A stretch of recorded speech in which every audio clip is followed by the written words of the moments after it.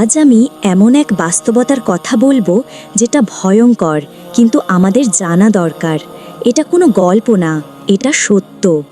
জাহান্নাম, এক জায়গা যাকে আল্লাহ সৃষ্টি করেছেন অন্যায়ের শাস্তি দেওয়ার জন্য।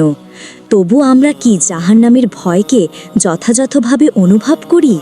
কোরআনে আল্লাহ বলেছেন, তোমরা নিজেদের ও তোমাদের পরিবারকে সেই আগুন থেকে রক্ষা করো যার জ্বালানি হবে মানুষ ও পাথর।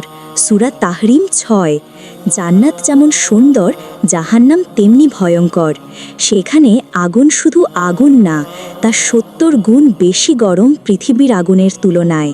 তাতে থাকবে আগুনের শিকল, ফুটন্ত পানি আর এক অনন্ত শাস্তি। আল্লাহর রাসূল একবার বলেছিলেন, যদি তোমরা জাহান্নামের ভয় ঠিকভাবে জানতে, তাহলে তোমরা আর হাসতে না, তোমরা শুধু কাঁদতে। আমরা আজ ছোট ছোট গুনাহ করি, মনে করি আল্লাহ মাফ করে দিবেন। হ্যাঁ, আল্লাহ গফফার, ক্ষমাশীল, কিন্তু তিনি শাস্তিদাতাও বটে। আমরা কি প্রস্তুত জাহান্নামের শাস্তি সহ্য করার জন্য?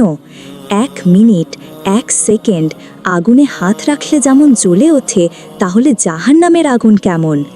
আজই ফিরে আসুন আল্লাহর পথে, তওবা করুন, নামাজ পড়ুন, গুনাহ থেকে দূরে থাকুন। জাহান্নাম থেকে বাঁচতে হলে আমাদের অন্তর কাঁদতে হবে, চোখের পানি ঝরাতে হবে। জাহান্নামের ভয় যেন আমাদের জীবন বদলায় দেয়। বন্ধুরা, জাহান্নামকে ভয় করা মানে নিজেকে বাঁচানো।